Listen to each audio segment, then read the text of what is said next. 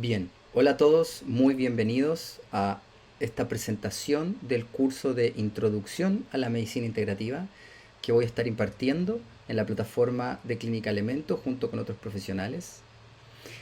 Me presento, Axel Agredo mi nombre, soy médico general egresado el año 2015 de la Universidad de Santiago, trabajo con medicina integral hace más de 10 años, sobre todo en consulta médica. Y en esta presentación quiero describir los contenidos de este curso que pretende ser introductorio, destinado sobre todo a profesionales de la salud recién egresados, médicos generales, otros profesionales de la salud, terapeutas o cualquier persona interesada en ampliar sus conocimientos de salud. Les voy a comentar más adelante el detalle de mi currículum y voy a comenzar comentando por qué se hace necesario un curso de este tipo. ¿Qué es la medicina integrativa? ¿Por qué se hace necesario? Bien, lo más importante y lo que hace a un médico y por ende la relación médico-paciente y por ende que una enfermedad pueda sanarse más fácilmente, más difícilmente, etcétera, es la educación. La educación que el médico recibe hoy en las universidades no es la más óptima en términos de la eficiencia de la enseñanza, en términos de los contenidos que se están impartiendo. Más adelante voy a hablar de cómo se instaura el modelo educativo médico en el año 1910 con el informe de Flexner en Estados Unidos y que es el modelo que se mantiene hasta hoy y cómo se eliminan ciertas escuelas de lo que hoy llamamos medicinas complementarias, fitoterapia, homeopatía, hipnoterapia, entre otras. Se hace necesario que el médico amplíe sus conocimientos en salud. Hay muchos conocimientos y abordajes que no están en las mallas curriculares de la universidad hoy en día y que pueden darle al médico 4 o 5 herramientas antes de usar pregabalina o duloxetina ante una fibromialgia, por ejemplo. Esta ampliación de la visión con otros conocimientos va a mejorar la calidad de la atención, la relación médico-paciente y va a dar un énfasis especial en, en el crecimiento espiritual de ambas personas. Vamos a comprender que el cerebro siempre está aprendiendo. Eso intuitivamente lo podemos comprender. Cuando digo el cerebro me refiero al cerebro del médico y me refiero al cerebro del paciente. El médico puede aprender a través del paciente, a través de su relato, a través de la terapia que él mismo descubrió y que le está enseñando al paciente, al médico, y el médico a veces no se da cuenta de eso. O al revés, el paciente puede realmente encontrar una guía y una instrucción de cómo sanarse, cómo conocerse más a sí mismo en términos de su cuerpo, de su mente. Esto va a determinar indirectamente la individualización de la relación médico-paciente, de la terapia para con ese paciente. La terapia que un médico puede aportar depende de lo que sabe, de lo que conoce, de lo que ha estudiado. Y así el futuro de la medicina y de la terapia va a depender de esta individualización y unicidad en la relación que se va a dar entre ambos. Bien, me presento un poco de mi currículum. Como les decía inicialmente, soy egresado de la Universidad de Santiago el año 2015. Más de 10 años de experiencia clínica, sobre todo en la consulta médica, con lo que mi doctora llamaba medicina de la enseñanza. Tuve una guía y una instrucción por una doctora paralelamente, además de los estudios universitarios comunes y clásicos. Se llamaba Frecia Hernández, era egresada de la Universidad de Chile, fue neuroradióloga pediátrica y se dedicaba a la medicina integrativa. Me enseñó a meditar en su debido momento, cómo activar el sistema nervioso parasimpático, cómo absorber las energías del universo, sacarlas por la palma de las manos, cómo aprender a visualizar esas energías. La alimentación, cómo hacer que el sistema digestivo esté completamente sano y por ende el terreno biológico y muchas otras cosas que se van a discutir en los contenidos del curso. Describo ahí un poco de mi formación en algunos diplomados, conferencias, eh, certificaciones anuales. Para los que están interesados en conocer el detalle de mi currículum, pueden descargarlo en la plataforma de la Clínica Elemento. Antes de comenzar a describir los contenidos del curso, quiero hacer esta introducción en, en el énfasis de lo que es la educación en salud. Entonces les había comentado del informe de Flexner, que fue un informe, un reporte dado en el año 1910 como reforma en la educación médica y con la intención inicial de globalizar la educación y los tratamientos médicos a las personas en Estados Unidos. En esa reforma se coartaron y eliminaron estas terapias que hoy en día conocemos como complementarias, la homeopatía, la fitoterapia, la hipnoterapia y otras. Son literalmente baneadas, excluidas y catalogadas de raras y de que no sirven. Entonces se intenta unificar la medicina y en la educación en medicina, y en ese contexto se instaura la idea de que a una enfermedad tiene que corresponder un medicamento, nace la industria farmacéutica y entonces las enfermedades infecciosas todas deben empezar a tratarse con antibióticos y existe casi solo la educación de este medicamento corresponde a esta enfermedad. Se pierde la coherencia de lo que es realmente la dinámica de la salud de los seres humanos y su relación con la naturaleza y en el ambiente. Entonces aparece el concepto de idiopático. Por ejemplo, cuando tengo una cirrosis hepática, no sé por qué ocurrió esa cirrosis hepática, pero le corresponde este medicamento. Esa es la educación que existe hoy. No hay análisis de la dinámica enfermedad-salud, por qué ocurrió la enfermedad, y por ende tampoco sabemos cómo sanarla, solamente sabemos que le corresponde este medicamento. Ese análisis no existe por una parte porque no tienen los elementos que deben entregarse en la educación para hacer ese análisis. ¿Qué pasó con el organismo, con la mente, con el cuerpo que enfermó? Cuando profundizamos en esa pregunta, nos encontramos en que el desbalance está en alguno de estos 4 pilares de la salud, que son los 4 módulos del curso que ya les voy a describir. Encontramos un problema y podemos encontrar diferentes soluciones a ese problema, no solo uno. En medicina integral buscamos ampliar los conocimientos entendiendo diferentes elementos que existen hoy en medicinas alternativas y complementarias. Entendemos que sí hay sanación y sí hay curación. Ya nos olvidamos del concepto de idiopático. Entendemos de dónde vienen las enfermedades. Comprendemos la teoría del terreno, es decir, que podemos enfermarnos si el cuerpo está propicio y enfermo previamente a adquirir una infección. ¿Ya? Hay un nuevo elemento que es la energía vital llamado chi, prana, en muchas otras culturas, en donde se cultiva, se trabaja y está siempre presente en la vitalidad normal del organismo y se desbalancea cuando hay enfermedad. Y la naturopatía y así otros elementos nos dan verdaderas visiones de lo que es la salud y cómo sanar. Bien, entrando de lleno en lo que pretende ser la presentación de los contenidos de este curso, está organizado en 4 módulos. Cada módulo va a corresponder a un pilar de la salud. Tenemos 4 pilares de la salud, así está organizado el curso.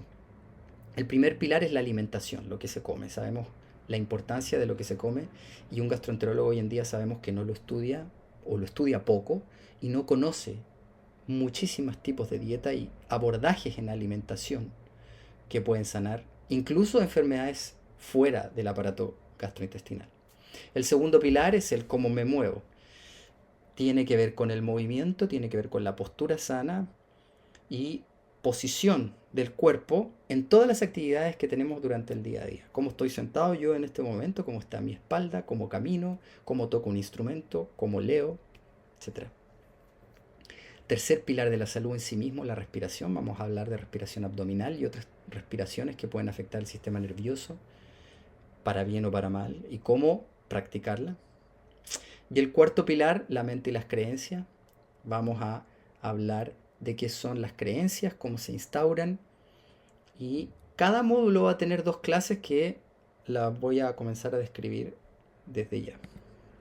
El primer módulo de alimentación, entonces vamos a tener 2 clases. La primera clase va a hablar de lo que es un intestino sano.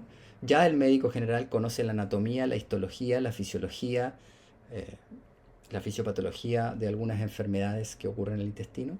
Pero vamos a enfatizar en un concepto que hoy es tremendamente importante, que no se enfatizó, por lo menos en mi época en las de las universidades, que es la microbiota y el concepto de intestino permeable, que es cómo podemos entenderlo de forma moderna, el que al haber una disfunción a nivel digestivo en la mucosa, en las células epiteliales, nacen casi todas las enfermedades. El naturópata Lazaeta ya hablaba de lo mismo sin tener los conocimientos bioquímicos y químicos y de digestión precisos que se tienen hoy con la bioquímica clásica y la histología. Ya él hablaba de fiebre intestinal y no es el único. Muchos naturópatas a lo largo de siglos que ya hablaban de que mejorando ciertas cosas en la alimentación mejoraban casi todas las enfermedades. Vamos a ver entonces el concepto de intestino sano, de lo que es la disbiosis, del síndrome de inflamación de mucosas, concepto entregado en el contexto de la medicina bioreguladora. El intestino permeable y su conexión con casi todas las enfermedades, piel, cerebro, inmunología, endocrinología, etc. Concepto de fiebre intestinal que tenía Lazaeta y otros naturópatas. Un libro que se llama Breve Historia de la Salud Natural de Octavio Piulats, que nos relata un poco la historia en los últimos 3 siglos de cómo la naturopatía abordaba ciertas enfermedades y las sanaba. Es decir, se lograba sanar cáncer, artritis reumatoide, fibrosis pulmonares y ese tipo de enfermedades con abordajes en alimentación. Vamos a ver algunos protocolos para sellar el intestino o sanarlo directamente. Vamos a ver el intestino permeable, que son estos pequeños poros microscópicos que ocurren en la mucosa y que por ende entran trozos de bacterias, lipopolisacáridos, péptidos no bien digeridos, toxinas, interleuquinas, activación del sistema inmunológico a nivel de las mucosas que va a impactar a todo el organismo. Aquí tenemos algunas de las especialidades médicas y profesionales connotados que han hecho la relación desde la bioquímica moderna de el desbalance y problema intestinal con la enfermedad, por ejemplo, una enfermedad de Alzheimer, por decir solo un ejemplo, pero la conexión son más de 100 enfermedades. ¿Ya? Descriptivo lo vamos a ver en la primera clase. La segunda clase va a estar al cómo sanamos este aparato digestivo, cuál es la alimentación, cómo tenemos que comer. Hay muchísima información y vamos a tener un barniz de alguna de las dietas porque tenemos que conocerlas, funcionen o no funcionen, o qué se sabe de cada una de ellas. Vamos a tomar lo mejor de cada una de ellas y tengamos en cuenta el concepto inicial que yo les di. Siempre estamos aprendiendo. Yo médico, usted paciente. Entonces, la dieta paleolítica es una de las bases con la que yo trabajo, pero el ideal en mi caso, pero va a depender, sería la dieta macrobiótica. La dieta macrobiótica sí incluye cereales integrales. ¿Ya? Hay formaciones enteras de la dieta macrobiótica, lo vamos a ver. Vamos a ver el concepto de alimentación alcalina y el Potential Renal Acid Load, o PRAL, que los nefrólogos deberían manejarlo. Y hay mucha divergencia y debate todavía, lamentablemente, en eso, pero la alimentación alcalina sí ha mostrado sanar muchas enfermedades. Lo mismo la dieta paleolítica, lo mismo la dieta cetogénica, lo mismo la dieta macrobiótica y otros abordajes en alimentación. En la clase número 2 vamos a ver diferentes tipos de dieta. Les subrayo ahí las más importantes. Vamos a ver algunos detalles. Las dietas modernas sí enfatizan alimento por alimento y con algunas bioquímicas. Sin embargo, pareciera que estamos interpretando bien el proceso digestivo, pero sigue habiendo un misterio. Les voy a dar un ejemplo en la diapositiva siguiente, en esta, sobre las transmutaciones nucleares. Es un proceso físico que ocurre en donde un átomo puede transformarse en otro, no en los grandes reactores nucleares, no a elevadas temperaturas ni presión como lo hacen los físicos, sino en el contexto biológico bacteriano intestinal. Hay experimentos en ese libro y hay mucha información al respecto de que las bacterias sí pueden transmutar unos elementos en otros. Por ejemplo, aportando silicio podría tener calcio. Entonces, ante esas situaciones, la interpretación del cómo funciona puede que se nos escape, pero sí sabemos que sí funciona. Entonces, vamos a ver en la clase 2 los distintos tipos de dieta, por qué las mezclas pueden ser malas o buenas y cuáles mezclas, etc. Vamos a ver un poco de dieta macrobiótica, siempre la clase 2. Las conexiones del intestino.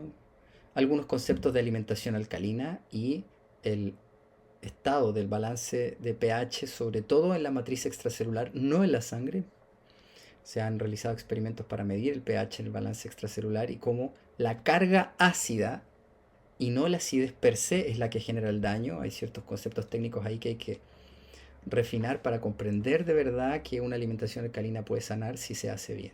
¿Y qué es alcalino? Lo que vemos a la derecha, que es ácido, aquellos alimentos que van a generar un exceso de producción de ácido a nivel del organismo, sobre todo exceso de proteínas, porque se metaboliza más urea y amonio. Entonces, el amonio es sustancia tóxica en sí para el riñón. Vamos a ver entonces algunos elementos de la alimentación ácida, los ácidos que se producen y cómo contrarrestar eso. Alimentación ácida didácticamente y alimentación alcalina. Vamos a ver los detalles técnicos en la segunda clase. Algunas ideas alcalinas. Segundo módulo y segundo pilar de la salud, otras dos clases. La tercera clase vamos a enfatizar la importancia del movimiento y de la postura sana. Vamos a hablar de la técnica Alexander, su historia y por qué su abordaje en la educación en la postura corporal, que en 3 semanas de autoconciencia de mi postura puedo aprender ya a tener una postura sana para toda la vida, posición de la cabeza, cómo camino, etc. ¿Cómo nos puede ayudar el Tai Chi? Es lo mismo porque tiene que ver con el balance cabeza-tronco, no así el yoga, que no educa postura, por ejemplo, al tocar un violín, como sí lo puede educar el Tai Chi, y necesitamos aprender postura sana. Y la importancia del movimiento en el drenaje linfático, en la activación del cerebro, en la activación de toda la circulación y un largo etcétera de los beneficios en salud. Vamos a ver un poco de la técnica Alexander, la postura correcta, algunos elementos del Tai Chi para entender la importancia de la postura sana, entendiendo que el 30-40% de la consulta médica en general son problemas musculoesqueléticos. Vamos a ver otros elementos de la postura sana en el contexto de la técnica Alexander y cómo aprenderlo. Vamos a ver los conceptos de fascia, el concepto de tensegridad asociado a las fascias y en la clase, esto sigue siendo la técnica Alexander, en la clase 4, que ya viene, vamos a ver la fascia. Que al entender la fascia como elemento que une todo el organismo y se relaciona con el sistema nervioso autónomo y toda la bioquímica, incluso con la alimentación, es un elemento común a todo, todas estas terapias sirven para manejar, por ejemplo, un hombro doloroso, un lumbago, incluso dolores a nivel digestivo y problemas que inicialmente pensamos que no tienen que ver con la biomecánica, por ejemplo, un reflujo gastroesofágico. ¿Ya? Hay osteópatas que manejan el reflujo gastroesofágico con masajes viscerales. El hígado puede mejorar con masajes viscerales y las vísceras. Vamos a ver algunas nociones de la osteopatía humana, que se conoce poco, tengo colegas que no conocen mucho la osteopatía. Son escuelas independientes a las universidades convencionales, se estudia 6 años y ellos sí trabajan con los dedos, percibiendo el estado de los tejidos, incluso pueden hasta mover el nervio vago. Ya vamos a hablar de una rama de la osteopatía que es la terapia biodinámica cráneo-sacral, la importancia de la terapia manual ortopédica. O sea, mi doctora con conocimientos de osteopatía y terapia manual ha podido sanar hombros dolorosos simplemente con pequeños masajes que estuvieron a punto de ser operados en traumatología, gastar millones de pesos. Eso es un tremendo aporte para el paciente, para el médico, y digamos, simplemente viene de un conocimiento de la fisiología. Hay muchos otros abordajes, todos van a aportar al conocimiento y a hacer la labor médica de buena forma. El masaje shiatsu japonés, por ejemplo, el masaje tuina chino, masaje tailandés, les voy a dejar unos videos de eso, método Rolfing, y un largo etcétera de abordajes que existen para la fascia. Hay links para ver cómo es un masaje tailandés, por ejemplo, pero en la clase 4 vamos a ver diferentes abordajes para la fascia. Vamos a ver las cadenas faciales o miofaciales que están en el interior del cuerpo y la importancia del abordaje biomecánico para la sanación. Un médico que no conoce esto, por lo menos conocerlo y derivar al profesional adecuado antes del traumatólogo, porque el traumatólogo no conoce esto Y si lo conoce, no lo trabaja. Debo derivar a quien lo trabaja y a quien lo aborda. Porque así es como voy a restablecer el organismo. Y no con una prótesis de cadera. Por ejemplo, clase 5, módulo 3, respiración. El módulo 3 va a estar aportado, enfocado en una técnica de respiración que es tremendamente potente en activar el sistema nervioso parasimpático de forma rápida. Les voy a contar cómo funciona el efecto de los iones en la salud, otros tipos de respiración y la importancia de activar el sistema nervioso parasimpático, porque el 90-95% de las enfermedades tienen un componente de estrés que viene aprendido en la infancia por la mala crianza que tenemos y que tuvieron la gran mayoría de las familias chilenas y en casi todo el mundo. Hay problemas de crianza y estrés que se aprende ya en el periodo intrauterino y en los primeros 14 años de vida. Entonces hay que empezar a reentrenar el cerebro para activar el sistema nervioso parasimpático. La respiración abdominal es una tremenda herramienta. Vamos a ver otros tipos de respiraciones en la clase 5. ¿Ya? La importancia de activar esta parte del cerebro, que es lo que nos hace humanos, y la importancia de la activación y práctica de la activación del sistema nervioso parasimpático en la regeneración y la sanación de cualquier enfermedad, incluso aquellas mentales, sobre todo aquellas mentales. Clase 6, ya el mismo módulo 3, el módulo 3 está pensado en el sistema nervioso, en la respiración, y esta clase 6 está apuntada en un elemento que viene dado de visiones alternativas en salud, no del occidente, no de Estados Unidos, sino de este componente que en China lo llaman Qi, en Tíbet lo han llamado Tzi, en India Prana, William Reich, austriaco, lo llamó Orgón, y ha sido estudiado muchas veces. Es la energía que tenemos los seres humanos que sale por la palma de las manos, la punta de los dedos, que la podemos sentir, la podemos visualizar con práctica y que nos sirve para sanar el cuerpo, para armonizar el campo electromagnético, vamos a llamarlo así, que se puede ver si lo practicamos. Hay un libro guía muy importante que es el que les dejo ahí. Muchas prácticas, ya lo vamos a ver en la clase 6. Vamos a ver el trabajo de Nancy Trivelato y su técnica de oscilación longitudinal voluntaria de energías, sus beneficios y sus usos. Vamos a ver algunos de los elementos importantes en el cuerpo energético en la clase 6, lo que son auras, campo bioplásmico, lo que llaman ruedas energéticas o chakras. Vamos a ver algunos ejercicios y prácticas que existen para circular esta energía dentro del cuerpo en forma de 8, bajar, subir, moverla por el cuerpo, usar el tubo energético que somos y moverla de arriba a abajo arriba, todas las prácticas que existen y cómo eso influye en salud. Bien, último pilar tiene que ver con la mente y las creencias. En la clase 7 vamos a ver qué es esta mente subconsciente, qué son las creencias, cómo se instauran. Y en la clase 8 vamos a ver métodos para reprogramar. Clase 7 entonces vamos a ver las bases de la programación neurolingüística, qué son las creencias, cómo se instauran, cómo nació la programación neurolingüística a partir de Richard Bandler y John Grinder.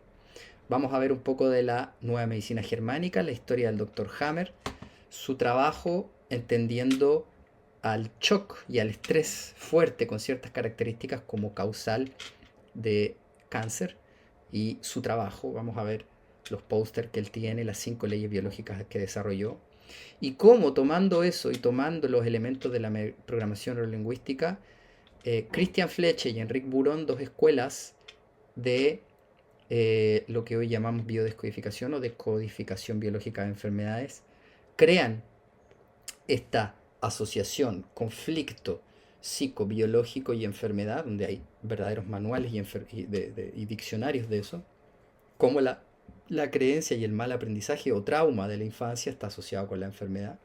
Y vamos a ver formas para reprogramar eso y cambiar eso, desde el Psyche, desde técnicas de autohipnosis, entrar en estado alfa. Vamos a hablar un poco del método Silva y comentar algunos autores. Los autores, Linda Joy Rose, Harry Carpenter, les voy a mostrar unos libros de ellos. algunos de los libros de Joe Dispenza. La misma clase, ¿no es cierto? Cómo aprendemos, cómo quedan grabadas las creencias como archivos subconscientes que se perpetúan toda la vida a no ser que se reprogramen. Dos libros base que ojalá se los puedan leer en el momento que toque la clase. Cómo se aprenden estas creencias ya en el periodo intrauterino y cómo se desarrolla el cerebro del niño los primeros 5 años, etcétera, después también. Aquí tenemos dos libros base que hay que leerlos para comprender cómo funciona la mente subconsciente y cómo podemos reprogramarla. Por lo menos uno de ellos debe ser leído. Vamos a ver ejemplos de creencias y cómo cambiarlas. Y en la clase 8, entonces, cómo reprogramar. ¿Qué es el estado alfa? Cómo entrar en estado alfa. Podemos hacer una práctica. Voy a invitar a hacer una práctica fácil, simple, en la que podemos ya entrar en este estado para reeducar, reprogramar. Hay ejercicios de visualización, la programación neurolingüística enseña esas técnicas y vamos a aprender la teoría neurológica y epigenética de el aprendizaje, reaprendizaje de un nuevo circuito cerebral, en donde se producen cambios bioquímicos a nivel de metilación de genes que hacen conexiones neuronales, es decir, a nivel cerebral. Vamos a ver qué papel tiene aquí el Ho'oponopono u otras técnicas de repetición de frases, pero el Ho'oponopono es particularmente poderoso como borrador de memorias de estrés. Vamos a ver algunas prácticas del Instituto de HeartMath que sirven mucho para estas reprogramaciones del subconsciente, teniendo en cuenta que todo va a llevar a disminuir el estrés, desacoplar el estrés y vivir más en sistema nervioso parasimpático para que el amor pueda fluir normalmente. Así entonces el curso está organizado en 4 pilares. Cada pilar tiene 2 clases y en cada clase, que va a tomar seguramente 2 horas y puede ser que un poco más dependiendo de la conversación, las preguntas y toda la información que se puede aportar, porque hay mucha literatura detrás que apoya cada cosa que yo he dicho en esta presentación y es la introducción. Van a haber otras clases opcionales. El curso termina hasta aquí.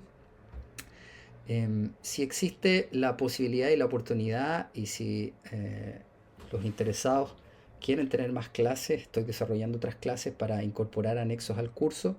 Una que tiene que ver con la psiquiatría ortomolecular, que en parte la vamos a ver en la clase de alimentación, de la importancia de las vitaminas, minerales y ácidos grasos en la función cerebral, cómo la historia de Linus Pauling y David Hawkins, cómo comenzaron a tratar enfermedades de salud mental simplemente con nutrientes, donde la gran mayoría de las veces el problema de salud mental es ocasionado por un desbalance o un déficit micronutricional que llamamos. Psiquiatría tibetana simplemente para mostrar otra cara de la salud mental y entender que la salud mental no es el DSM psiquiátrico clásico, que eso tiene menos de 100 años. La salud mental, cuando miramos otras tradiciones alternativas de la vida del humano, encontramos muchas visiones y la psiquiatría entonces es este campo gigantesco de entendimiento de lo que es la mente, el aprendizaje y cómo funciona cada ser humano. Yo personalmente estudié numerología y tengo ese abordaje para la práctica clínica, pero cualquier abordaje que individualice es bienvenido. Vamos a ver la clase del agua. El agua es una cosa en sí misma. Vamos a ver el cuarto estado del agua de Gerald Pollack. Cuáles son las energías cósmicas del agua, cómo se pueden grabar mensajes y trabajar para sanar con el agua, minerales coloidales en el agua y un largo etcétera de herramientas o de usos que se pueden dar al agua. Y una clase de introducción a la medicina antroposófica. La medicina antroposófica es un tema en sí mismo que se dan en especialidades de 3 años. Lo mismo con la medicina china, se estudia 3 años. Entonces pretende ser un abordaje introductorio de lo que es, un poco de la historia. ¿Quién es Rudolf Steiner? ¿Cuál es su historia? ¿Y cómo nace la medicina antroposófica? Eso es con la presentación de los contenidos del curso. Para los que estén interesados, No duden en inscribirse, pueden encontrar los detalles del curso en la página de presentación y ya vamos a estar en contacto. Les dejo ese último libro. Toda la bibliografía aquí mostrada va a ser discutida y conversada. Idealmente que puedan ir leyéndose estos libros o que tengan por lo menos acceso. Yo los tengo y los puedo compartir, la gran mayoría de ellos en PDF.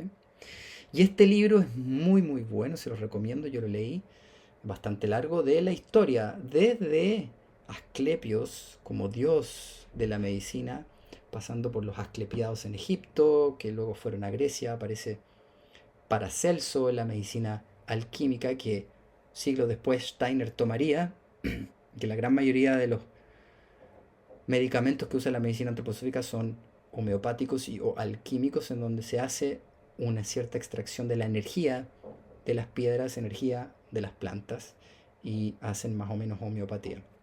Vamos a ver el nacimiento de la terapia floral de Hahnemann, de Bach, y su historia, cómo hace surgir esta terapia floral, que su historia es muy muy buena, y la historia de Hahnemann, médico rebelde con una historia también muy fuerte, que finalmente a pura experiencia desarrolla la homeopatía, que impresionantemente yo he visto casos de eso que me siguen sorprendiendo hasta el día de hoy.